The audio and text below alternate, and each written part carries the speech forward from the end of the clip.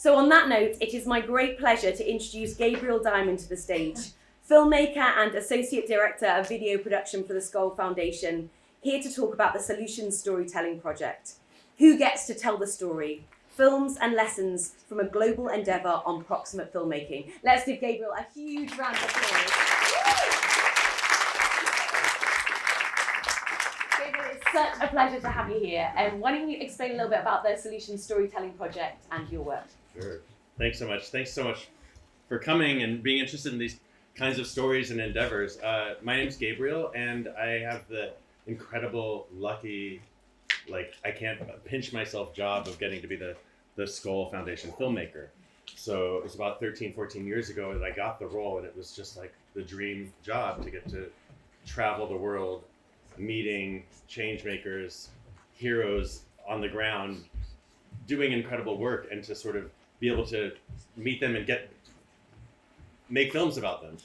And maybe 5, 6, 7, 8 years into the work, I started to notice this pattern where I would be somewhere and I would say, hey, I'm gonna go to Tanzania to make this film, and someone would find out, some Tanzanian filmmaker would, find out that I was coming and be like, hey, can I travel with you? Can I just shadow you? Because I want to get to have a chance to do this kind of work as well. I want to learn. And due to the nature of the way we were doing it like me and one other person in a car bumping along for, hours and hours, it wasn't really possible a lot of the time to do that, but I was haunted. How can I give these opportunities? It makes so much more sense for the local people to have the chance to tell these stories, right? And so through a series of conversations with DocuBox, Judy Kabinji from DocuBox, we created a test. What would it be like to gather together East African filmmakers to work in collaboration with social change organizations and have them tell the stories rather than me? Just sort of as an experiment, can this work? And we just realized that there was a lot of potential for it. The organizations then would hire the filmmakers, and it just makes so much sense from a language point of view, from an environmental, less travel and cultural and just understanding and power dynamics and all the things. So we then created a collaboration with Video Consortium, which is a global nonfiction storytelling incubator support system, to create about 16 films per year for the past 4 years. So we've done almost 50 films at this point about the work that's supported by the Skoll Foundation. So I feel like I could talk about this, but you all came to see films, so maybe what we'll do is we'll take a look at the trailer for the series that's in the middle of being released right now, which is 16 films across Asia. And so each one is about 5-10 minutes long, and it's just a 2-minute fast trailer, and you'll get a sense of the issues and the way these stories come together. And then we'll come back and talk about it a little bit. How's that sound? Great. Okay, great. Here we go. The Asia trailer for Solution Storytelling Project.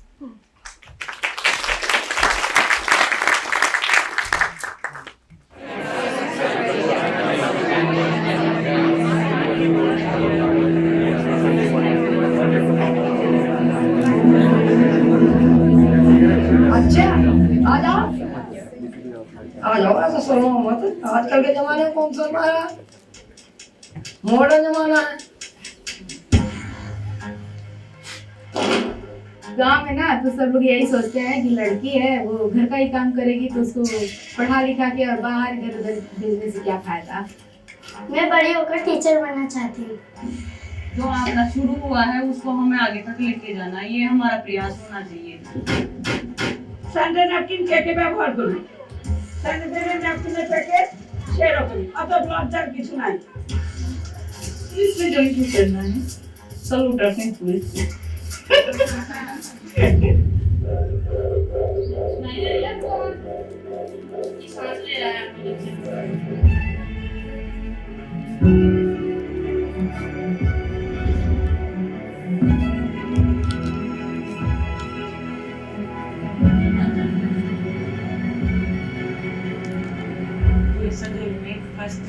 महिला हूँ मैं जो खुद drive मेहनत कर वो हमारी मेहनत को आगे बढ़ाए।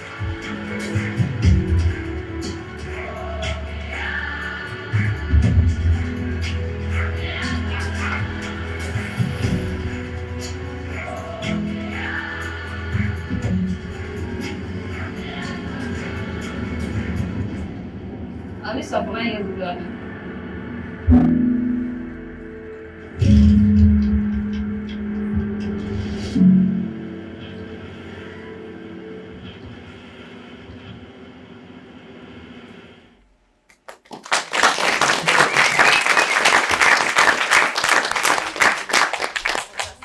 So talk to us a little bit about this, Gabriel, and what the community was like to work with. Yeah, so this was 16 films, 16 filmmakers across about 8 countries throughout Asia. We're about halfway through releasing this cohort of films right now. I'm just curious, who here is a filmmaker of some sort and works in media? And awesome. And who here like runs a social change organization that's like, I want to have an impact film made about my work kind of thing? Awesome. Amazing. Awesome. And then who here is like something in between of just like, I care about these kinds of issues and just something that I haven't thought about. Okay, great. Yeah, so I feel like what we're trying to do is we find ourselves in these positions where some of these films are like, these are ready to go to the world right now. It's timely. Let's release it. And other ones are like, this one we should wait and try to get this into some high-level festivals. And then other ones were like, let's send this out to New York Times Off Docs, and let's send this out to, whoever else, and see if like there's a platform that wants to pick it up. So that every single film, this whole thing about impact campaigns, like you put in all the effort to make the film, and then once the film is made, the real work begins to figure out what's the best audience for it.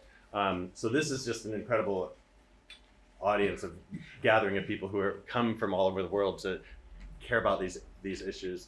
The next step for us with these is we'll do these online premieres for almost every single one of them, like an hour-long premiere, which is sort of a little pro tip, low lift thing that so much easier than renting a theater, and you can just send it out to everybody in the community. And a lot of the time we'll have like 100, 200, 300 people join for these Zoom premieres, and we can zoom in the main characters from the film so the audience can meet them, and the funders and the program directors and country directors can all sort of have this moment together to watch the film. And then at the end of the film, we have these little 10-minute little micro impact campaigns where it's like, okay, you've seen the film. Now what you're going to do is you're going to sign this petition or share this email or comment on the YouTube thing so that the YouTube algorithms see that people are engaged all around the world. So these are little things we're trying to figure out to increase the impact and reach of these. I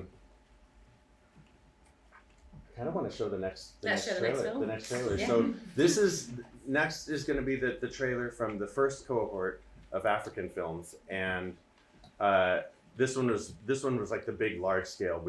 This was 19 films, and it was just so much to bite off. And really, every single film is this true experiment. And we know that organizations are doing life-changing work. They're doing incredible work, but we're trying to tell the story in a way that is different from the normal way of like talking to the founder, talking to the CEO. This is more of an experiment in what's it like, what does change look like on the ground?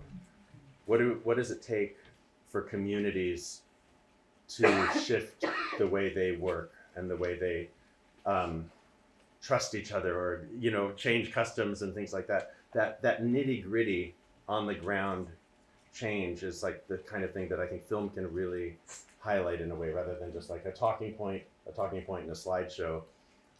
How do relationships and trust get built? So this is another little taste of what that can be like. So we're going to show this, and then we're going to show a longer piece, and we'll get to talk about that. That's a piece about healthcare without harm that took place in the Latin America one. But for right now, let's check out the Africa trailer.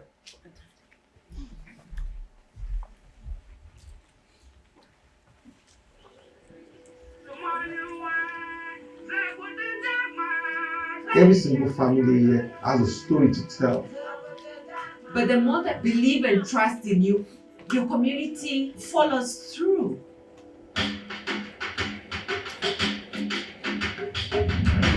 Climate change is a daily reality.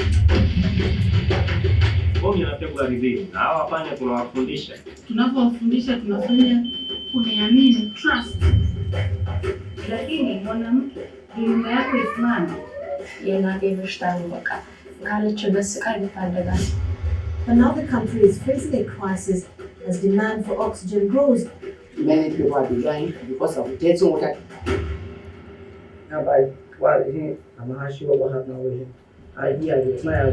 We commission this water in the name of the Father, Son, and the Holy Spirit. It's really more instrumental now more than ever that we invest strongly at the community level.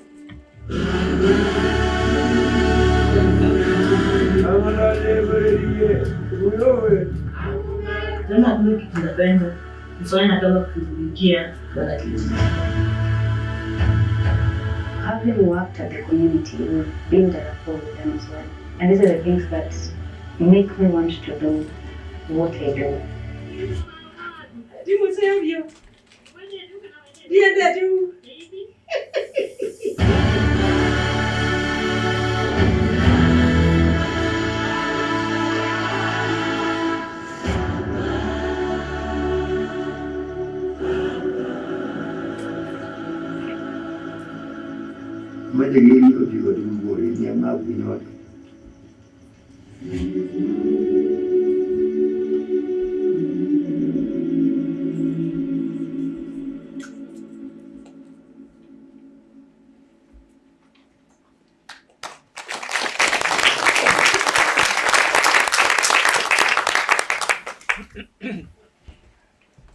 So I think one thing that I realized I wanted to say about this whole project is, you know, we can be bottlenecks sometimes. Oh, light! Look at that! Woo! Trying to light on the topic.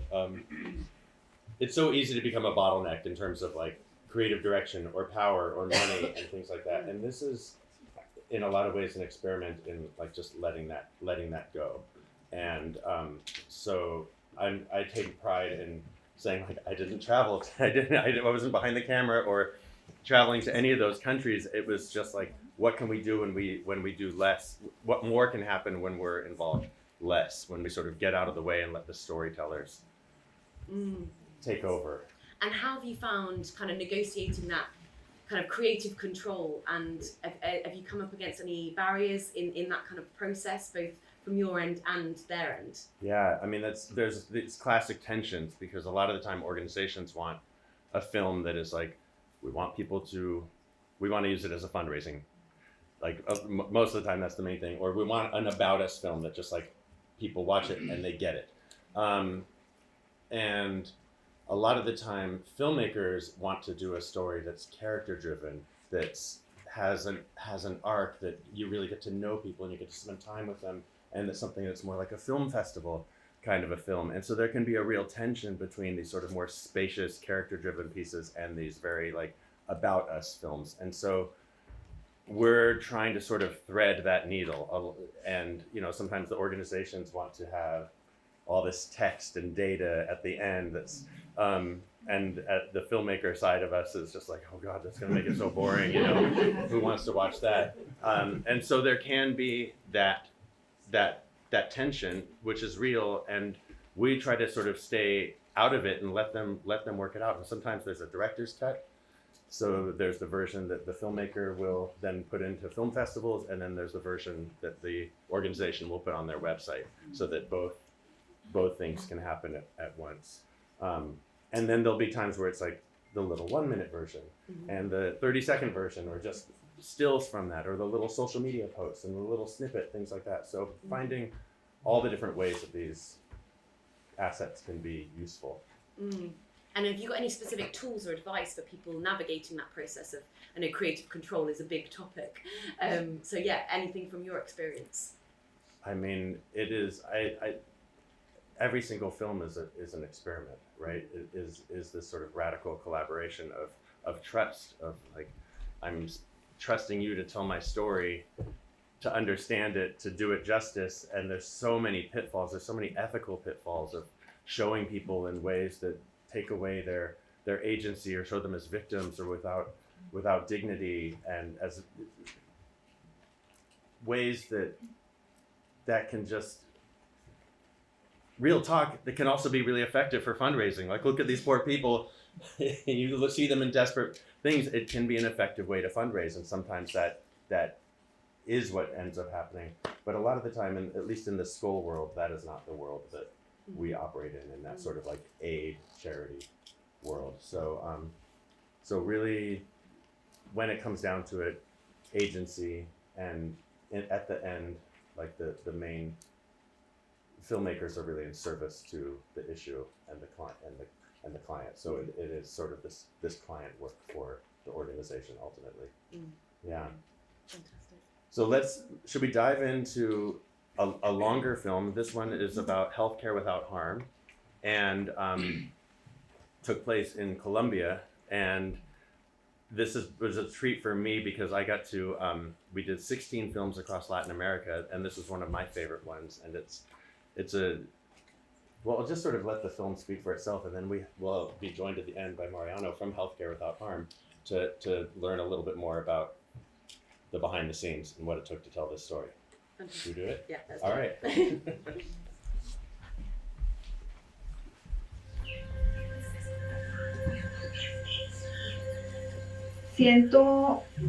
Siento paz.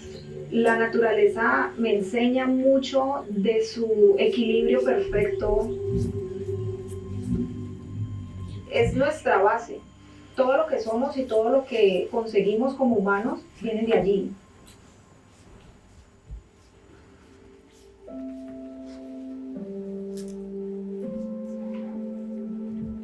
En mis vacaciones de niña siempre íbamos a la finca.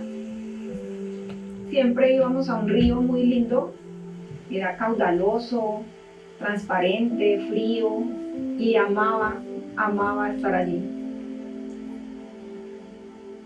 Cuando yo tenía la edad de Sara, un poco menos, regresé a la finca de mi abuela y no encontré mi río. Ya no había agua transparente, sino que era un lodo rojo, espeso, denso, y yo me puse a llorar. Me mataron el río y ahí nació toda mi ilusión hacia el cuidado ambiental. Me duele.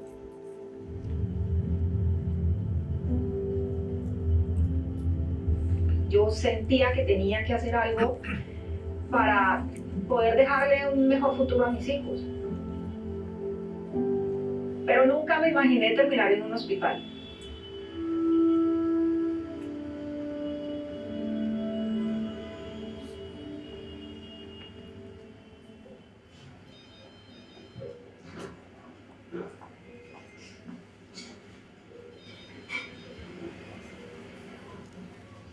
Cuidar el medio ambiente desde el sector salud es un reto porque hay como una percepción de que para el cuidado de la salud todo se vale.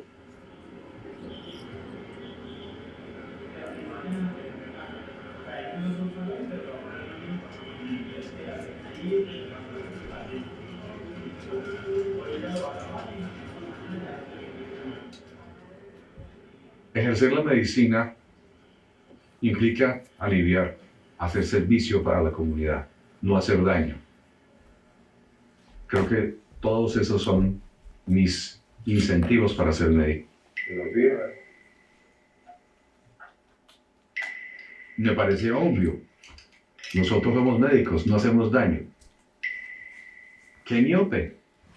No estaba pensando en los desenlaces amplios e integrales. Que hay una arteria que tiene una placa de ateroma que causa enfermedad cardiovascular. Y se ha demostrado incluso tan recientemente como hace 2 meses que los microplásticos pueden estar presentes en el interior de las placas de ateroma, como acá. El problema está en que se enfoca de una manera miope solo lo de la atención en salud sin ponerle cuidado a lo que hay alrededor, que son todos daños colaterales. Imagínense un investigador en un laboratorio que utiliza material estéril, que es plástico con frecuencia y que viene empacado en plástico también.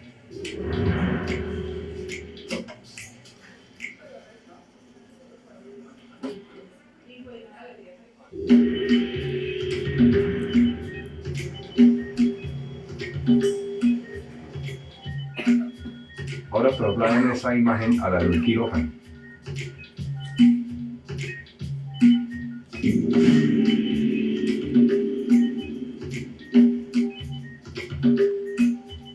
A diestra y siniestra se generan materiales, residuos, fluidos, químicos, biológicos, plásticos en cantidad enorme. Aupado por la industria, fue progresando a un consumismo desmesurado.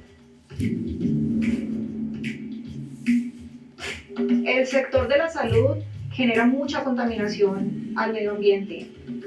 Si el sector de la salud fuera un país, seríamos el quinto mayor emisor de gases de efecto invernadero que genera el calentamiento global. Se consume mucha agua, se consume muchísima energía eléctrica y hay que hacer algo por ello.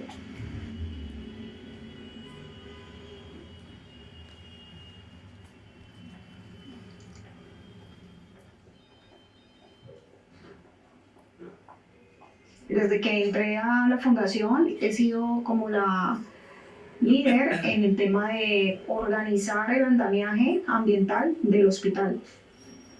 Okay. ¿Qué esterilizamos con óxido de etileno? Bolsas plásticas. Sí. Y las demás de plástica, bolsas de pintura, todo lo que Empaque. Y pues ocupo bastante en eso, entonces visito las áreas, en las mejoras ambientales que tienen, los líos que tienen. Ve, el detergente enzimático lo vamos a cambiar, ¿ya te dijeron? No. Uno más eficiente. Esto ha generado un ahorro y evitado una huella de carbono grandísima porque evita el uso de plástico, de tela.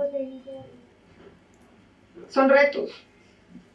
Hay empresas, hay industrias que pues venden desechable o producen con algunas sustancias que son nocivas a la salud humana y lo ideal es cambiarlo. Pero esto es toda una maquinaria, un andamiaje industrial y hacer ese cambio no es fácil. Esto es como de amores y odios. Ay, Dios. Bueno, vale, mucho gusto. Mi nombre es Mónica Castaño, yo soy la coordinadora de gestión ambiental y saneamiento de la fundación. Y pues lamentablemente tu reprocesadora de endoscopios no pasó la evaluación porque no representa una mejora ambiental el equipo. La verdad pues lo sentimos mucho. Había momentos de llanto, o sea, yo me sentía súper sola. Y pues que una persona de Cali, Colombia, diga, no, por allá en un hospital están pidiendo un cambio de, pues no hacemos fuerza.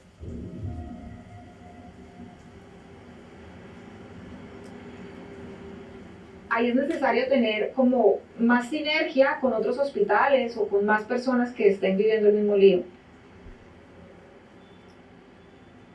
Yo soy convencida desde chiquitica que mi propósito de vida era cuidar del entorno. Y a Mónica la conozco desde que estaba en la universidad. Entré a Salud Sin Daño y fue cuando nos volvimos muy cercanas y posteriormente muy amigas. Ay, mi Moni, ¿cómo estás? Desde ahí, cada vez que yo llego, y es un recorrido por todas las instalaciones donde en cada esquina hay algo que ver. Dentro de nuestro hospital estamos considerados como bosque urbano, privado. La forma como tenemos los jardines en un clima ecosistémico hace que la fauna, la avifauna, esté aquí muy cómoda. Salud Sin Daño es una organización internacional que hace más o menos 30 años empezó a liderar el movimiento global por una atención sostenible. Y eso justamente es lo que hace la Red Global de Hospitales Verdes y Saludables. Bueno, esos son guantes estériles, pero si pueden ver fue esterilizado por rayos gamma. que es un método de radiación es más recomendable ambientalmente. Hoy por hoy en América Latina tenemos más de 1000 hospitales y centros de salud y la red permite que esas estrategias que se están implementando dentro de este establecimiento de salud se puedan replicar en otros establecimientos. Como organización Salud Sin Daño me sorprendió. Me puso en evidencia que he sido un generador de residuos peligrosos por décadas y ser agentes del cambio implica una decisión personal como parte de una colectividad. Las pequeñas acciones generan grandes cambios y más a escala global.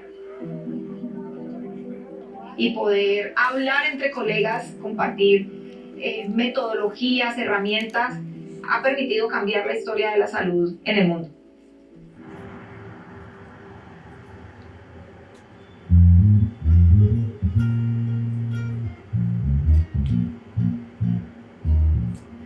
Tenemos infraestructura bioclimática que reduce el uso de aire acondicionado y extractores.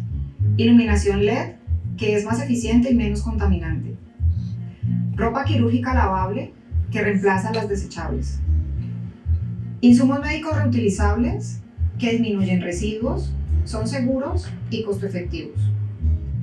Uso de energías renovables como los calentadores solares de agua. Descontaminación de aguas residuales que cuidan los ecosistemas acuáticos. Eliminar el cloro, eliminar el mercurio. Esto es un ejemplo de hacer consumo sostenible en un hospital. Hay mucho por hacer, unidos como red, como hospitales, para cambiar la historia del sector salud.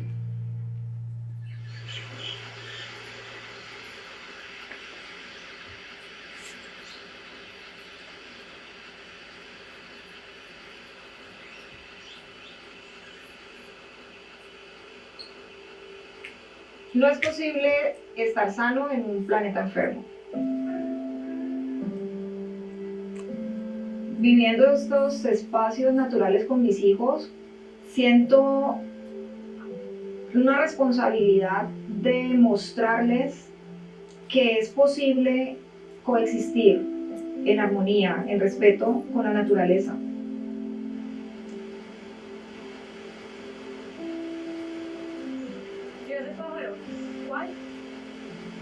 ¡Ay, qué lindo! ¡Míralo!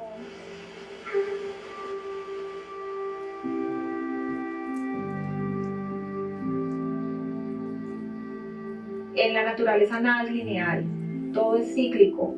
Esa resiliencia, esa circularidad me inspiran.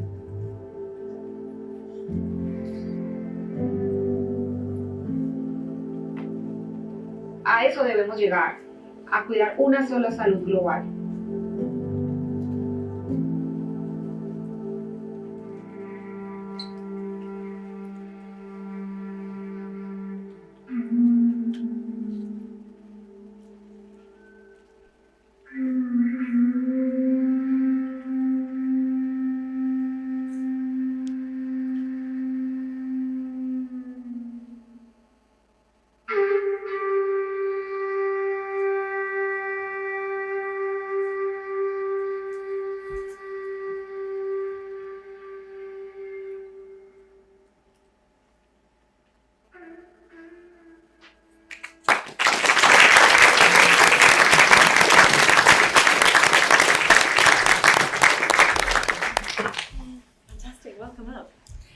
So talk to us about how film, you believe the power of film has elevated your passions and your amazing work.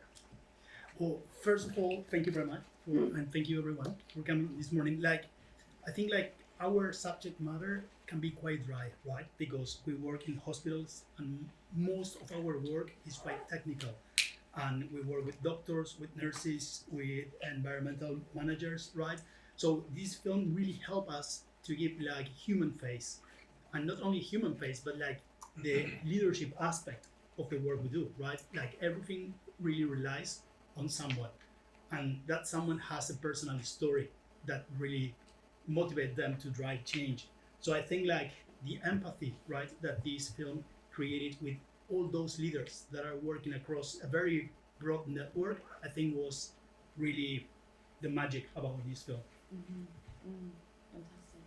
And Gabriel, how did you go about sourcing kind of the subject matter for the films? Were you interested in, did you go out and find the organisations, or did the ideas for the films happen first and then you found incredible organisations that kind of reflected that? We have, 100, 200 organizations in the Skoll portfolio. So the films are going to be linked with an organization that's a Skoll priority. And so from there, it was just finding a filmmaker that was in that region that the organization had asked to have the film made. So that's how that came about. And I think like one of the things I wanted to two things I wanted to say is like, we call it Solution Storytelling Project, and I think there's this obsession in the sector for solutions. Like we want solutions, we don't want to just talk about problems.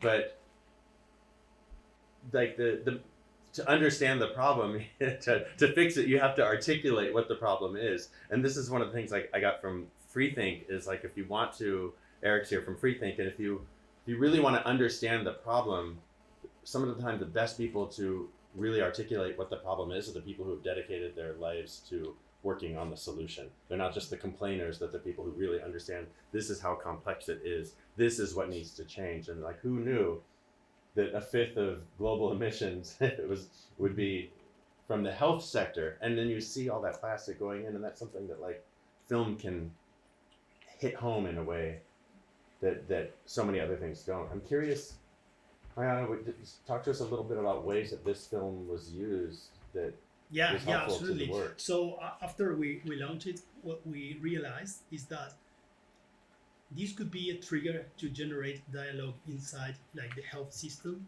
And as you were just before talking about like how we first need to frame the problem, right? Because one of the issues we have is that the health sector doesn't see pollution, right, and climate change as a problem within their core business, right? Like, so the first thing is about framing like sort of the issue. So what we have done is like we call it Lux Camera Red, that would be Light Camera Network, and what we provide is to leaders is like a tailor-made like guide on how to convene sort of discussion spaces where they broadcast the film and then they have a dialogue. And the idea is that they can bring the reality of this film to their local context and understand how they are operating, what kind of action can they make. And I think like something really important is that they can see that change doesn't start from the top, right? And doesn't start necessarily, like Monica's personal story is a story of personal resilience, right? Like she shared that she was a mother when she was 16, right? That she never thought about working in a hospital. It connected to her childhood. So a lot of people can see that reflected in themselves, right? Like, not think about a leader is not like a superhero, right? It's someone that is working perhaps in procurement, but it's someone that can push change. So this initiative, Luz, Camera, and Red, we had like 35 organizations that have already signed into that, and that took place in 12 different countries across Latin America, and like the video had like more than like 32,000 views, right, in YouTube, which for a subject matter like this is quite a high sort of number. So we have used that, and we are planning to continue using that to generate that dialogue, right? Like, so to frame the problem, and then that would lead to the solution. And we have a network, right? And the invitation is for people to join that network, and then it comes all the technical dialogue. But first is to frame the problem. Beautiful. Well, I think how are we doing on time? I think we have to wrap it up. I think we do have to wrap it up. We We've have to got wrap it up. but Okay. it was such a privilege to be able to show this work. And we've got space afterwards, we're going to head over to Branca, so we're going to have a lunch designed for you to meet the filmmakers, the change makers, and to meet each other as well. So please do grab Gabriel and to hear more about Solution Storytelling Project. And thank you so much. Thanks so much.